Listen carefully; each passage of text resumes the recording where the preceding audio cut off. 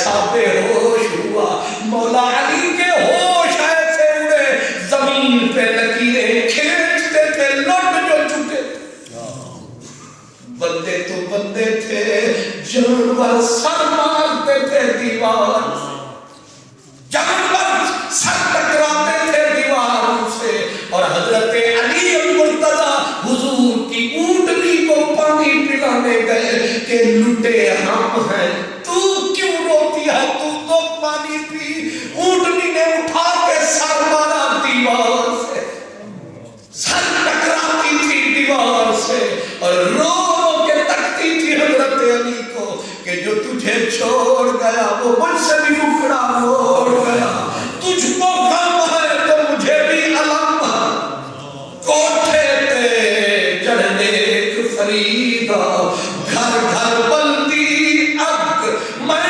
سمجھا ایک میں مٹھی ایک پٹھا سارا جگ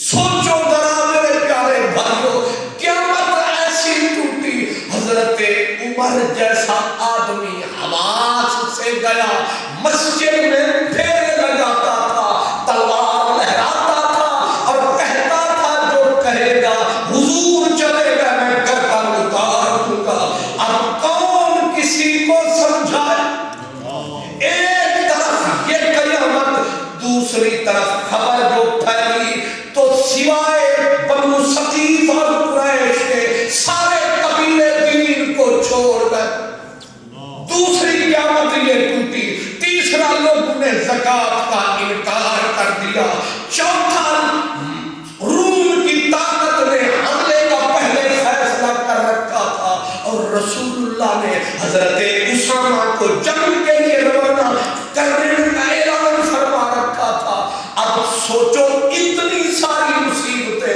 اور جتنے قبائل تھے مدینے کے ارد گرد تلواریں ننگی کر کے مدینہ المنورہ کو ننگے میں لے لیا تھا اب مدینہ خطرے میں اسلام خطرے میں دنیا مرتد ہو گئی کچھ زکوٰۃ کے منکر ہو گئے کچھ لوگ ارتداد کا شکار اور ادھر لشکر جا رہا ہے جس میں مولا علی بھی جا رہے ہیں حضرت عمر کو بھی جانا ہے سب نے جانا ہے پیچھے صدیق کا اکیلا وجود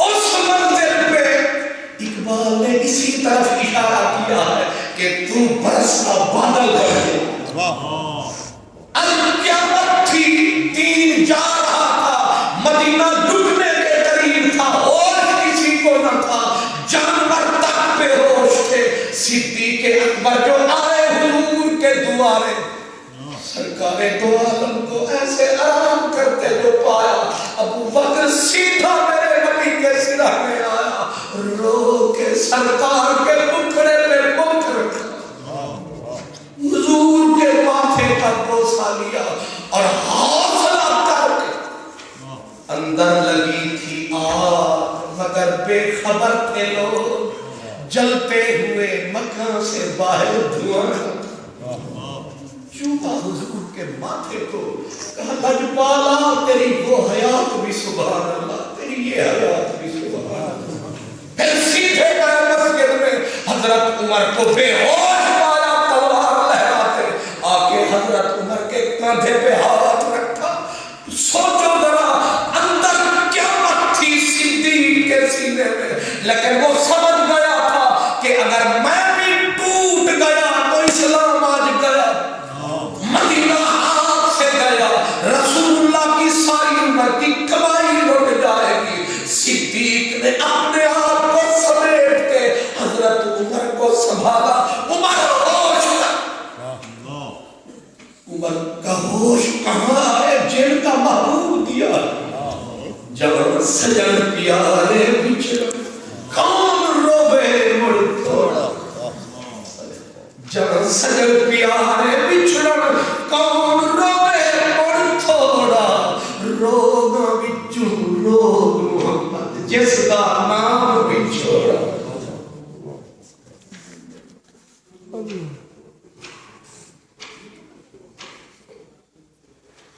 سیدنا صدیق اکبر نے عمر کو سنبھالا عمر ہوش کر بھی چلا گیا ہماری جوڑی بھی ٹوٹ جائے گی. لیکن حضرت عمر کو ہوش نہیں آیا. سارے صاحب عورتیں مرد بچے بے رو کے کچھ نمینے ہو گئے, کچھ مر گئے, کچھ دیواروں سے لپٹ کے روتے تھے, کچھ درختوں سے. آپ سمجھ سکتے ہیں کہ حضور کی جدائی لگ گیا ماہی پا گیا بچ فکران پارٹی ہی پرانی مانگو ٹنگ گیا بچ فکران.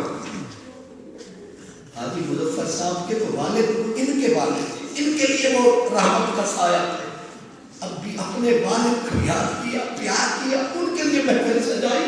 لیکن سوچو جو ساری کائنات کا بابا, ساری کائنات میں رحمت کا سایہ, بظاہر آپ نے جب گھوڑا تھا قیامت ٹوٹی تھی, ایک پوری امت میں صدیق. حضرت عائشہ صدیقہ فرماتی ہے کہ مضبوط پہاڑ بھی ہوتا اس دن اس کا کلیجہ پھٹ جاتا, لیکن میرا باپ کھڑا تھا, میرا باپ کھڑا تھا. کہا پہاڑ کا کلیجہ پھٹ جاتا جو حالت تھی مدینے میں. آپ یاد کریں کہ حضور نے ایک کھجور کا جو تنا تھا, حضور تو کھڑے تھے نا, موجود تھے, اس کو جس دن چھوڑا تھا اس کا کیا حال ہوا. حضور تو موجود تھے, تو ایک بالش تو دور گئے تھے, اور جانتے ہیں میرے بزرگ, آپ بھی میرے علماء بھی, وہ پھٹ گیا, کھجور کی لکڑی پھٹ گئی تھی. حضور نے اس کو دیکھا, فرمایا آپ گلے لگایا, فرمایا اگر میں گلے نہ لگاتا یہ قیامت تک روتا رہے. آج تو حضور نے رخ موڑ لیا, آج تو حضور چھوڑ گئے. صدیق نے حضرت عمر کو سنبھالا نہ سنبھلے. صدیق اکبر منبر پہ تشریف لے گئے اور پھر قرآن کو اس درد سے پڑھا. صحابہ کہتے ہیں ایسا لگا کہ جبریل ابھی لا رہا ہے اور محمد عربی سنا. فرماتے لگا ایسے کہ ابھی وما محمد الا رسول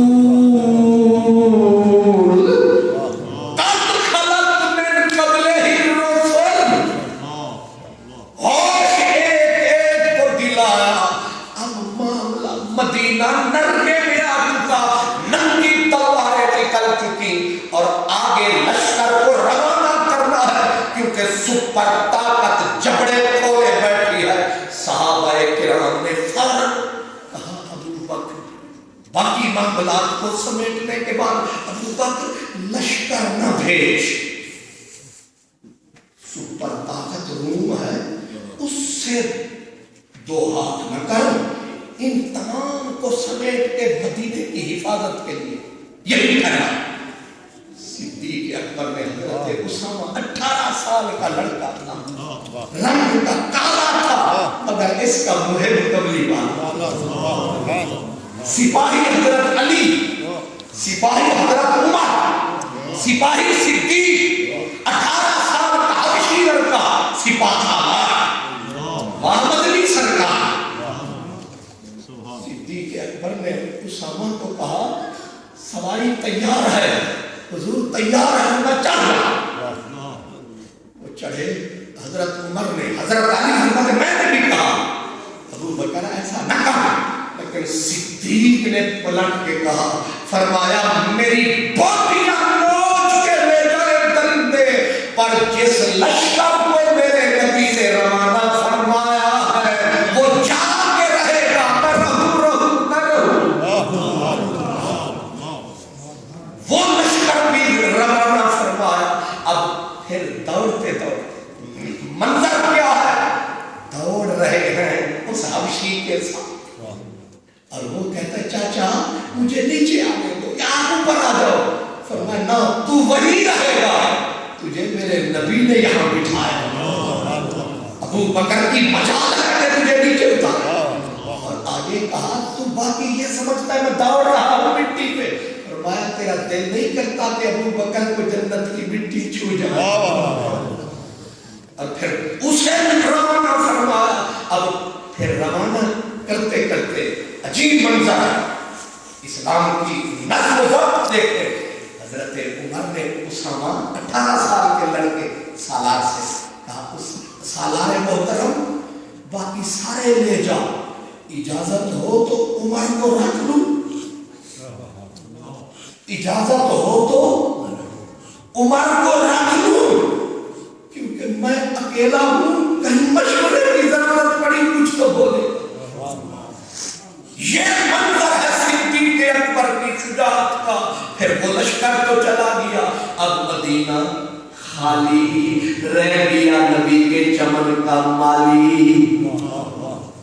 اب صدیق اکبر نے باقی بچے کچے لوگ جو رہے, حضرت عمر نے کہا ابو بکر اب سوچ, اب جو منکر ہیں زکات کے انہیں چھٹی دے, وقت کو گزار, چھٹی دے.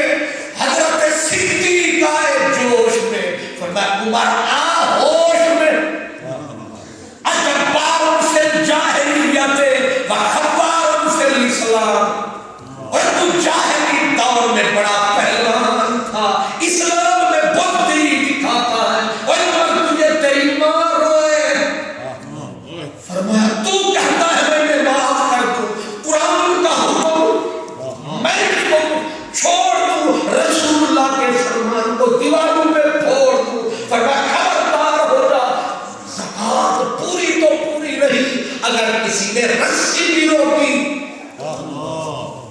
تو یہ محمد عربی کا محرم اسرار ہے, دین کا وفادار ہے, اسلام کا پہرے دار ہے, اس کے لیے ننگی صدیق کی تلوار ہے, اور رضا کے نیزے کی بار ہے, کہ حضور کے سینے میں غار ہے, اسے چارہ چوری کا بار ہے, یہ بار بار سے نعرہ تکبیر, نعرہ رسالت, عظمت صدیق اکبر. اور پھر سوچو کہ اب مدینے کی حفاظت کون کرے گا.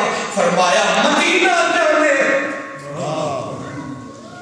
اور نبوت کا مدینہ جانے, کائنات کا سینہ جانے, باقی ہم کھڑے ہیں.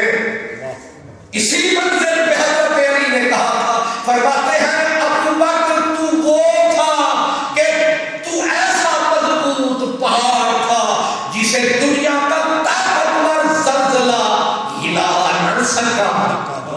تو وہ مضبوط پہاڑ تھا. حضرت علی کے جملے تھے حضرت ابو بکر کے بعد. اور پھر جب آخری وقت جناب صدیق اسلام بچایا, مدینہ بچایا, نبی کی امت کو بچایا, سب صحابہ کو ہوش میں لایا, اور اقبال نے یہی نعرہ لگایا ہمت کشت ملت را چون ابر ثانیے اسلام و غار و بدر و قبر. ارونی کشمیر حضرت میاں صاحب فرماتے ہیں پیر مرید, یہ میاں جی دوری دوری بولی, کہتے ہیں پیر, فرماتے ہیں پیر بھی صدیق جیسا کوئی, مرید بھی, پیر مرید صدیق اکبر سچ تے پہلے یار پیارے,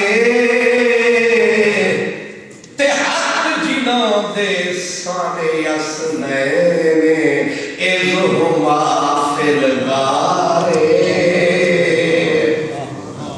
یہ ہے کشمیر کے نظارے. اور پھر کہتے ہیں نوکر جیسے سرکار کی طرف اشارہ, ابو بکر عمر جیسے جس کے نوکر, نوکر جیسے ایسے ہوں وہاں سلطان نادا, نوکر جیسے ایسے ہوں تے وہاں سلطان نادا.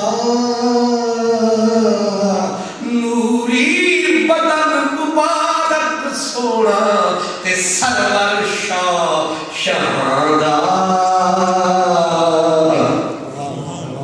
وہ صدیق اکبر جب ملت کی کھیتی کو بچایا تھا برستا بادل بن کے آیا تھا اور اسی منزل پہ سارا دن حضور کے دین کی نوکری کماتا تھا جب رات ہوتی تھی ادھی رات جان لوگ آرام کرتے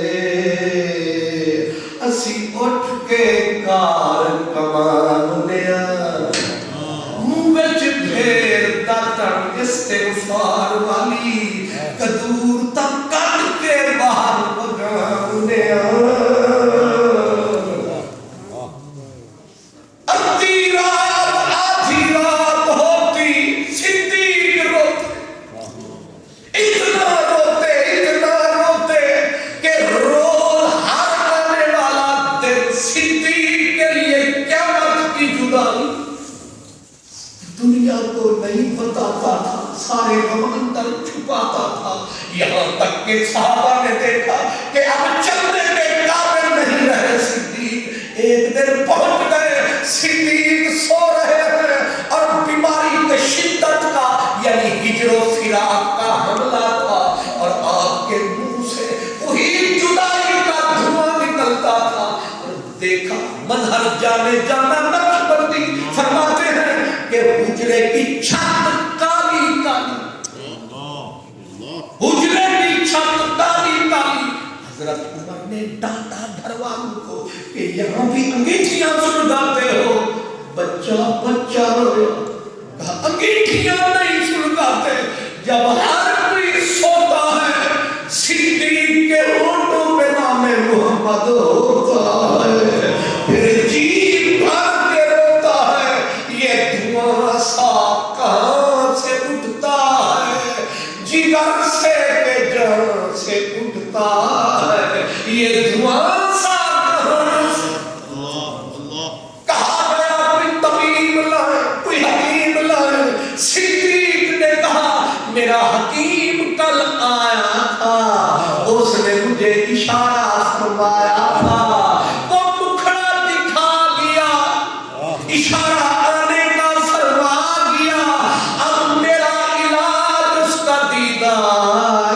ہے اب اس کے لیے من میرا بے قرار ہے اب علاج کی ضرورت نہیں ہے ابو بکر ادھر کو تیار ہے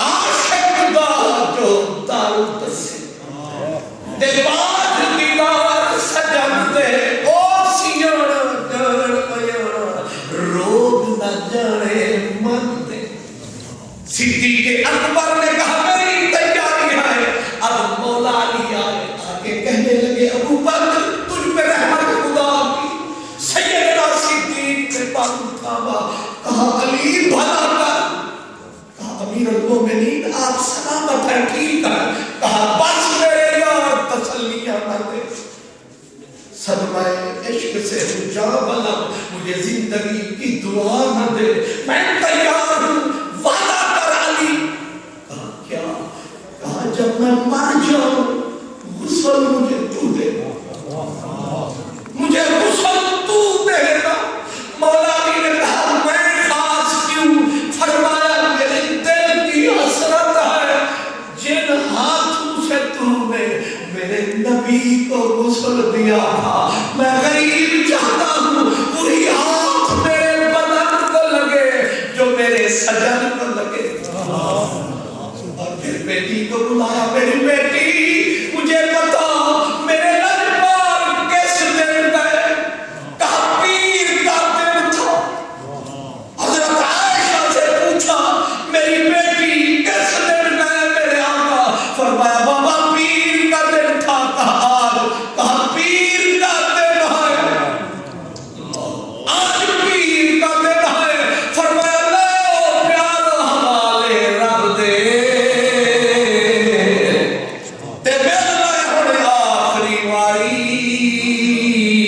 اس ملنے کو فریاد کرے سے تے رو سے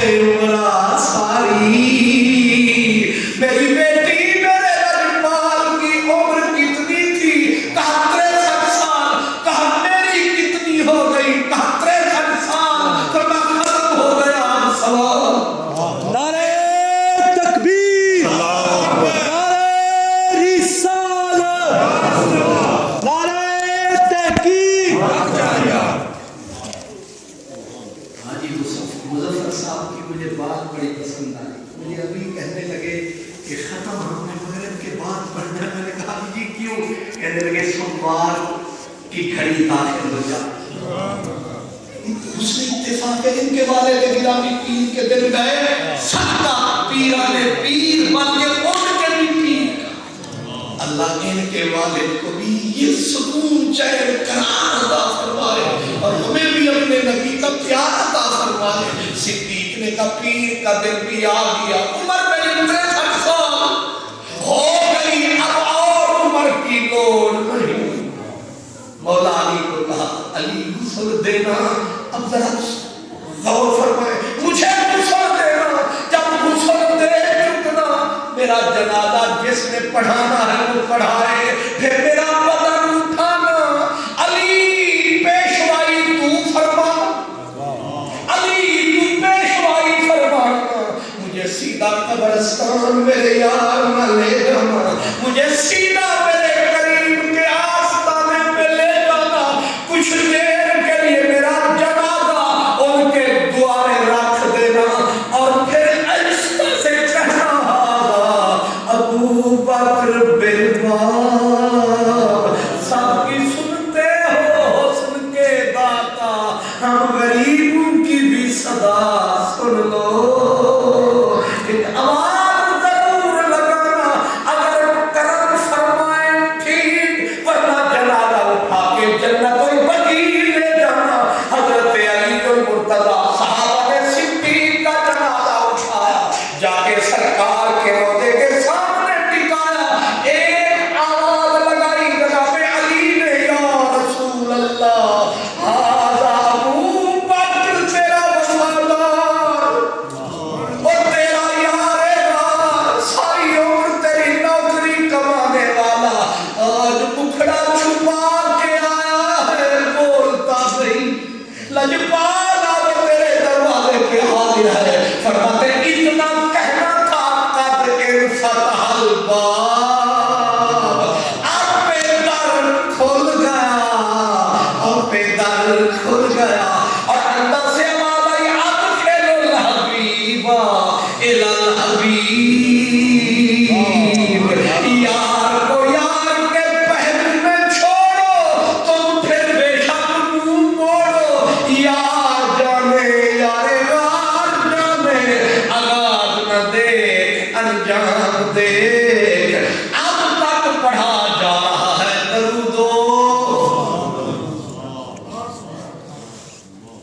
اللہ تعالیٰ اس یار غار کا صدقہ پیر کی رات کا صدقہ نبی کی ذات کا صدقہ اللہ ہر بات کو عزت عطا فرمائے اور خصوصاً حاجی مظفر صاحب کے والد گرامی کو اللہ میرے نبی کی رحمتوں سے حصہ نصیب فرمائے.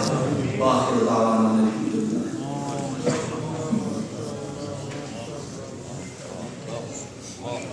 کیا کہ ماننے والے اسی عشق اور درد اور ادب کی دنیا کو لے کے آگے بڑھتے ہیں اور یہی وہ جان ہے ایمان.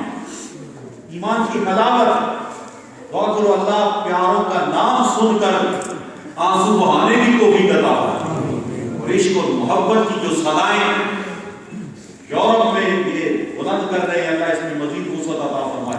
ساتھیوں اس کی بات کی ضرورت ہے. سمجھے نا معلومات تو آپ کو ہر چینل سے مل جائے جی کہ اتنی معلومات دیتے ہیں بندہ سمجھتا ہے سب کچھ یہی ہے لیکن ایمان سے ہاتھ دو بیٹھے. نبی پاک کی شفاعت کا امکان ہو رہا ہے. ایسوں کی بات سنو جن کی بات کانوں سے گزر کر دل کے اندر جائے اور ان کی محبت میں آنکھوں کے سواد پیدا ہو. اس بات کی ضرورت ہے, اس درد کی ضرورت ہے, اس عشق کی ضرورت ہے, اس پیار کی ضرورت ہے. اللہ کریم ایسے خطباء کو سلامت رکھے, ایسے علماء کو سلامت رکھے, علماء حق کی اس بہار کو سلامت رکھے. ہم مظفر الحسن صاحب کا بھی شکریہ ادا کرتے ہیں, انہوں نے خوبصورت سبق بنے ہیں اور یہ تمام ہوا.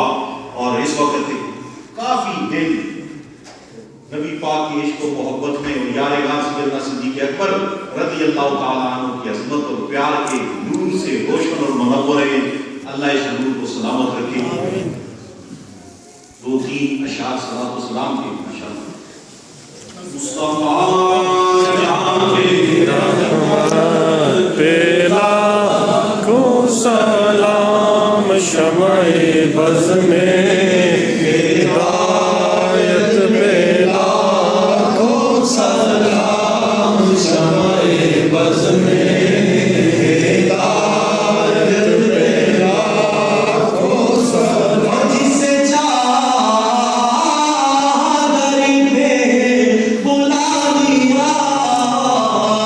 جسے چاہا اپنا بنا لیا.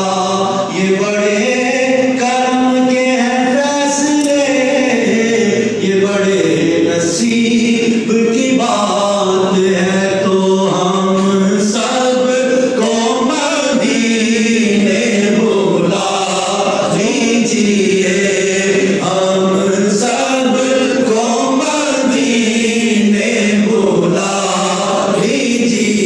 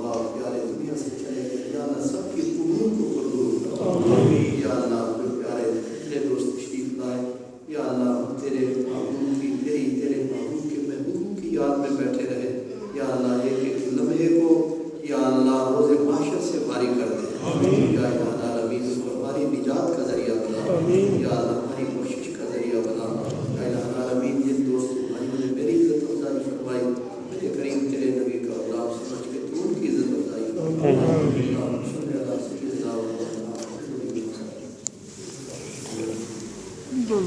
محمد۔